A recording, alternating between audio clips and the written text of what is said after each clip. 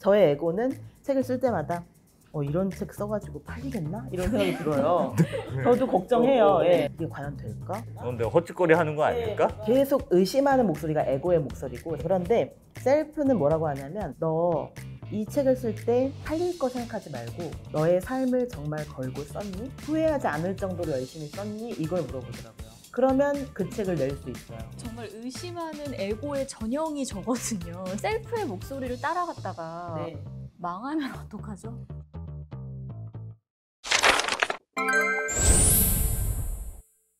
그래서 이 데미안이 말하는 게, 그러니까 네가 용기를 가지고 너의 자신을 찾아봐라는 말이 좋은 말이긴 하지만, 그게 내가 원래 진짜 하고 싶었던 걸 찾는 게 무조건 자기화인가?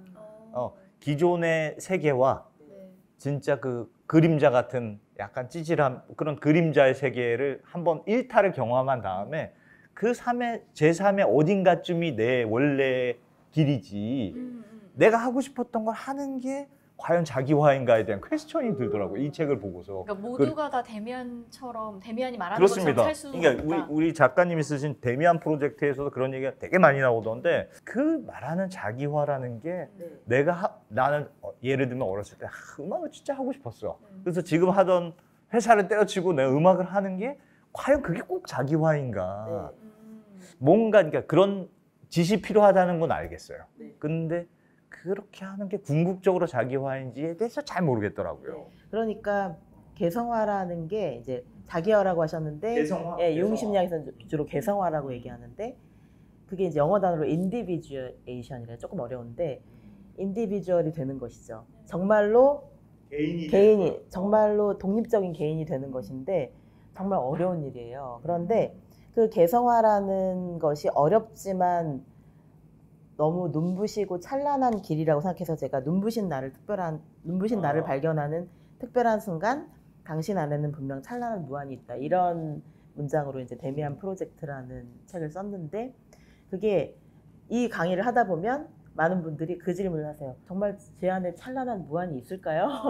제 안에 정말 눈부신 내가 있을까요? 저도 그런 생각이 들어요. 의구심이 드는 거예요. 그래서 그게 사실은 어느 순간 발견할 수 있는데, 갑자기 그거를 마치 보물찾기처럼 그 물건이 딱 있어서 발견한 그런 발견이 아니라, 제가 창조라는 말씀 드렸잖아요. 매일매일 그 길을 향해서 가는 거죠. 예, 천천히 가는데 남들이 볼 때는 그 길이 되게 어려워 보이는데 본인은 매일매일 했던 건 거예요. 저도 작가가 갑자기 된 것이 아니라 매일 책을 읽고 글을 썼던 거잖아요. 헤르만 헤세도 그랬어요. 매일 책을 읽고 글을 쓰면서 부모님들은, 특히 아버지는 성직자가 되라고 했죠. 그 당시에 좀 가난한 시골 마을에서 가장 존경받는 직업은 성직자가 되는 길이었던 거예요. 교회가 중심이었던 시상이니까요. 그러니까 지금의 독일과도 많이 다르죠.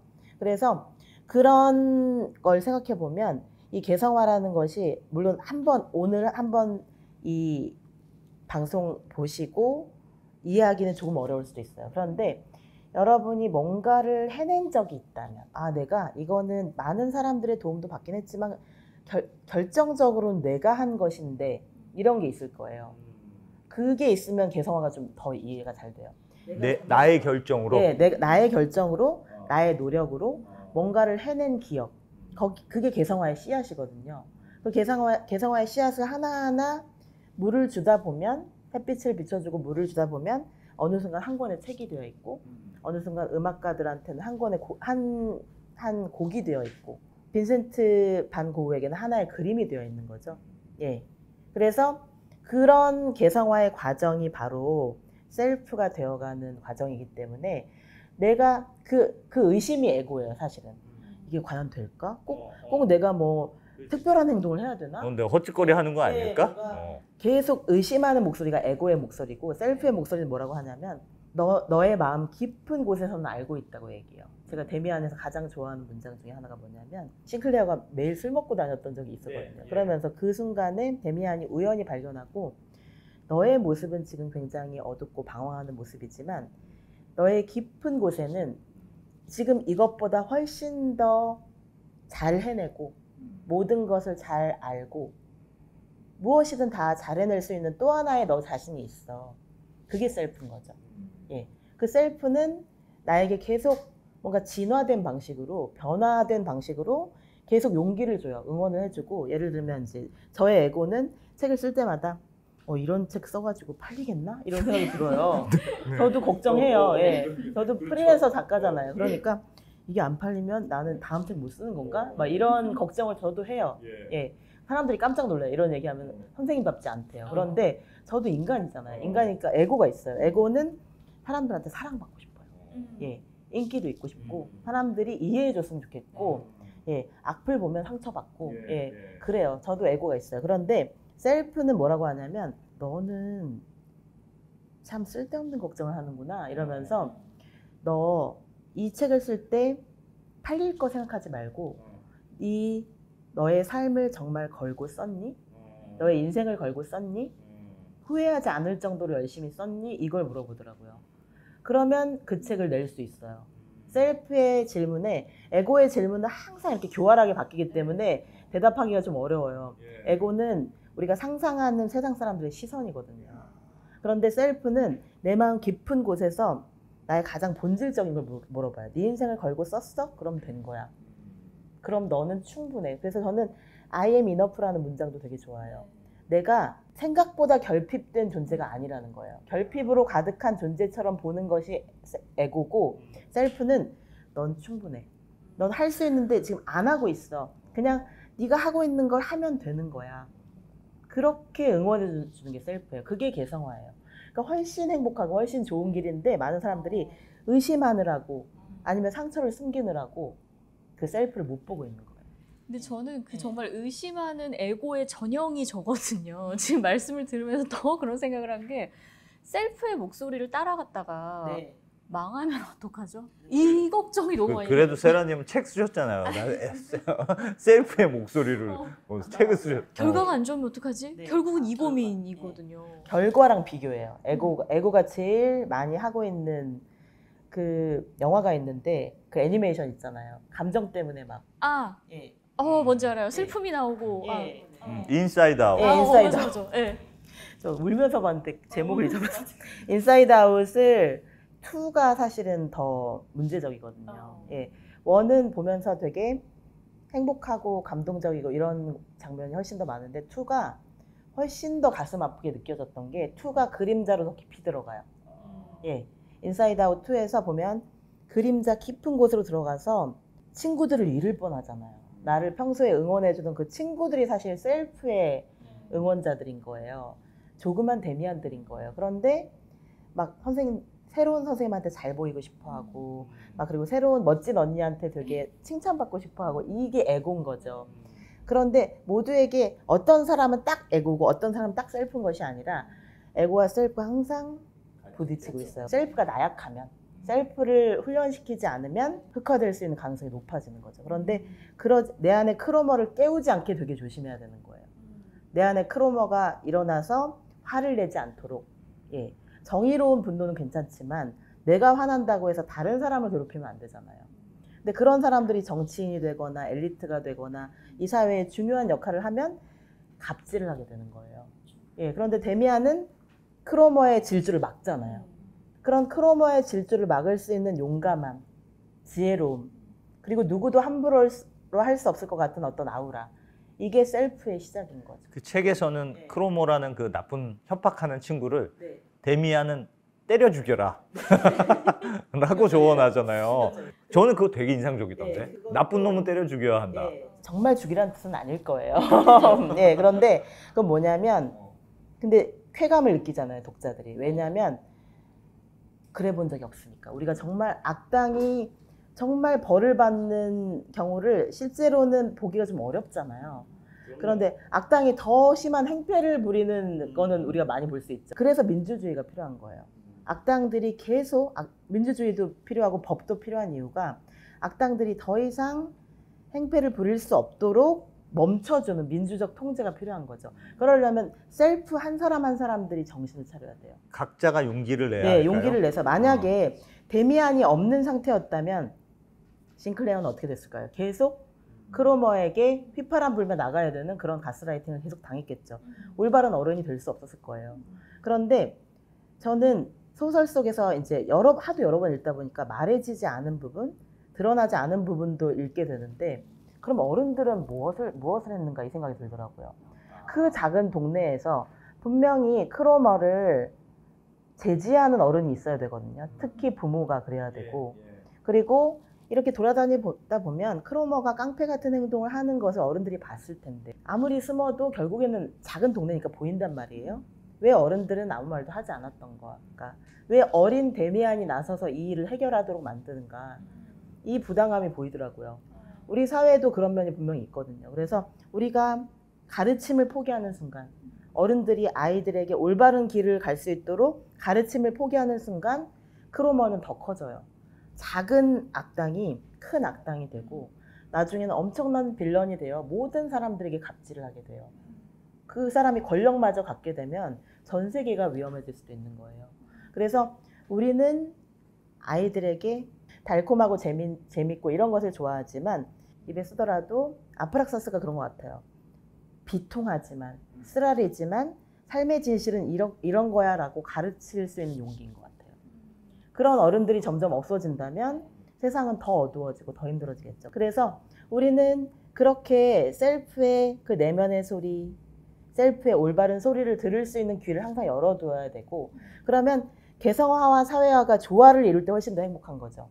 예전에는 되게 불안했었는데 그 불안이 점점 줄어드는 이유가 뭘까 생각해 보니까, 많은 사람들의 막 불특정 다수의 엄청난 열광을 바라는 것이 아니라 한 사람 한 사람의 독자를 생각해요. 저는 한 사람 한 사람의 셀프가 나를 한 사람이라도 이해해 준다면 그 사람을 위해서 써야 되겠다, 그 생각을 하면서 계속 조금씩 쓰는 거예요. 그러면서 셀프가 기뻐하는 글을 쓰고, 그리고 그걸 가지고 사회화를 하자, 이렇게 마음을 바꾸니까 훨씬 더 삶의 안정감이 생기고, 매일매일이 저도 불안하고 힘들 때가 있죠. 예, 인사이드 아웃처럼 저도 불안하죠. 그런데 그 불안이를 잘 잠재우고, 사실은 나는 내 안에 찬란한 나가 있으니까, 찬란한 무한이 있으니까, 내 안에도 데미안이 살고 있으니까 그 데미안에게 물어봐야겠다. 그럼 내 안에 데미안이 살게 하려면 어떻게 해야 되겠어요? 책을 읽는 수밖에 없어요. 그냥 이렇게 방송 한번 들어서는 데미안이 살 수가 없고요.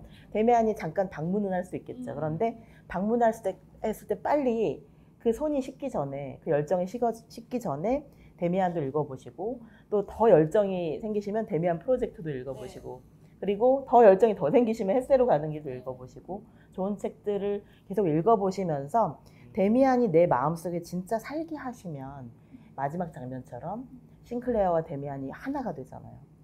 그런 기적 같은 경험을 할 수 있을 것 같아요. 누구나요. 작가님은 한 100번 읽은 사람 맞는 것 같아. 아까 그 초반에 10대 때 다르고 20대 달랐다, 데미안 읽었을 때. 그리고 데미안은 사실 40대 이후에 읽어야지 더 좋다라는 말씀을 해주셨는데, 그 얘기 한번. 아, 저도 그거 궁금해요. 여기서도 뭐가 그 데미안 프로젝트에 무슨 문구가 있었냐면, 중년들이 오히려 개성화가 잘 된다는 거예요. 내가 그 말을 듣고 융이했던 말이에요. 그건. 네. 제가 중년이잖아요. 그 논어에서 보면 40은 부록, 50은 지천명. 흔들리지 않고 이제 이제 내 길을 확실히 가야 되는데, 나는 왜 약간 애매할까 그런 생각을 하지만 어쨌든 중년이라는 게 좀 흔들리지 않는 느낌이 있잖아요. 이제 기성화 많이 돼 있고.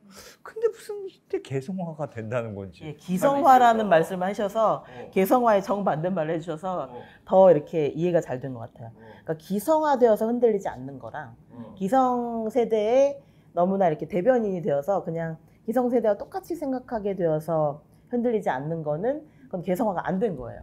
그건 그냥 사회화만 있는 거예요. 그런데 기성세대처럼 생각하는 것이 아니라 내가 내 마음 깊은 곳에서 데미안처럼, 그리고 또 수많은 문학작품에 나오는 멋진 인물들처럼 그렇게 창조적이고 주체적이고, 예, 진짜 내 마음속에서 우러나는 그런 결정을 할 수 있게 되면, 그러면 모든 문학작품들이 사실은 예전보다 오히려 더 감동적이고 더 정말 찬란하게 다채롭게 빛나게 돼요. 예를 들면 위대한 개츠비도 어릴 때 읽었을 때는 되게 아무래도 개츠비가 사기꾼 같은 거예요. 사기꾼 맞거든요, 실제로. 그런데 개츠비는 왜 이렇게 매력적일까? 예, 그런 생각을 하면서 읽게 되는데, 이제 나이가 들어서 다시 읽어보니까 그건 닉 때문이더라고요. 닉이라는 관찰자가 한없이 따스한 시선으로 이 사기꾼 개츠비를 그 사람의 가장 좋은 면을 발견하려고 노력해 주는 거예요. 그런 친구가 있다면 우리는 망가지지 않을 수 있는 거예요. 그런데 다행히도 이 데미안에서는 훨씬 일찍 깨달은 거예요. 싱클레어가 10대 때 엄청나게 그림자를, 이 크로머의 괴롭힘이라는 그림자를, 트라우마를 겪어보고 남들보다 훨씬 더 그림자를 빨리 경험했기 때문에 훨씬 더 개성화의 시작을 일찍 한 거죠. 그런데 이제 대부분의 사람들에게는 사실 개성화를 하고 싶다, 내가 진정으로 내적인 성장을 하고 싶다는 그 열망 자체가 40대 이후에 많이 생긴다는 거예요. 왜냐하면 30대까지는 직업을 가져야 되고 가족도 가지고 싶고 여러 가지 사회화될 그 이야기가 너무 많잖아요. 해야 될 이 미션이 너무 많잖아요.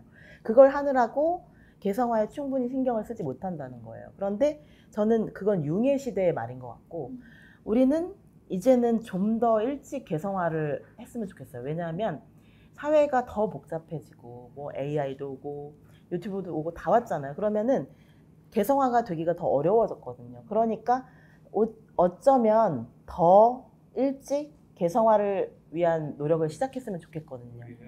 그래서 저는 데미안을 10대 때도 읽어보고, 그러니까 10년에 한 번씩 읽어보셨으면 좋겠어요. 저는 매년 읽고 있지만 그럴 때마다 데미안뿐만이 아니라 에바 부인도 너무 멋있고, 싱클레어가 사실은 주인공이지만 에바 부인 이제 개성화의 완성태인 거예요. 싱클레어가 자라서 데미안이 되고 데미안이 자라서 에바 부인이 되는 거예요. 그게 어떤 그 개성화의 완성의 단계라고 볼 수 있는 거죠. 예. 그걸 보면 아, 내가 언젠가 에바 부인처럼 멋있게 모든 사람들을 포용할 수 있는 그런 너른 품을 가진 멋진 사람이 되고 싶다라는 더 큰 꿈을 꾸게 되는 거죠. 그런 건 어렸을 때는 생각 못 했거든요. 그런데 점점 더 에바 부인이 진짜 여기서 분량은 짧지만 정말 많은 사람들한테 영감을 주고 치유와 위로와 응원을 주는 사람이구나, 이걸 알게 돼요. 씬스틸러 같아요. 에바 부인이 잠깐 나오는데 엄청 인상적이에요. 너무 글로만 보지만 너무 예쁠 것 같은 느낌이고 너무 아름다울 것 같아요. 남성성과 여성성이 공존하는 그런 느낌이죠.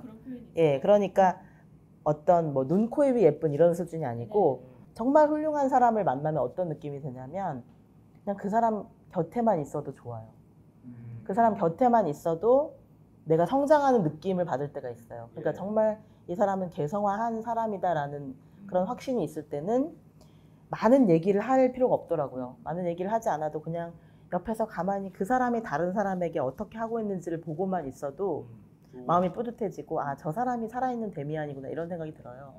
그러니까 그게 바로 우리가 나아갈 길이 아닐까. 그런 사람이 많습니까? 전 주위를 둘러봐도 진짜 없던데. 지금 물어볼랬어요. 혹시 주변에 그 사람 있냐? 이제 없다면 내가 그런 사람이 돼야 되는 거죠. 아, 내가 그냥. 네, 그래서 제가 데미안 프로젝트에서 이제 마지막 에필로그에서 내 안에 데미안을 꺼내기 위해서 노력하는 장면을 보여드렸어요. 그게 뭐냐면 누군가 너무 힘들어할 때 그 사람이 저에게는 싱클레어처럼 보일 때가 있거든요. 막 방황하고 뭔가 방황하고 연약한 존재로 보일 때 아, 내가 데미안처럼 도와줘야 되지 않을까라는 생각이 들 때 많은 사람들은 도와줘서 혹시 잘못될까 봐, 그리고 도와주면 그 사람이 나한테 의존할까 봐 도와주지 못하는 경우가 되게 많아요. 그런데 어떤 독자가 저한테 그런 질문을 하시더라고요.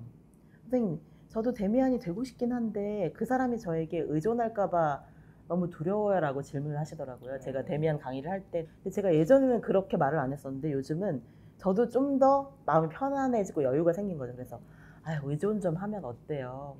라고 그렇게 말씀드리니까 그분이 깜짝 놀라시면서 고개를 끄덕이시더라고요.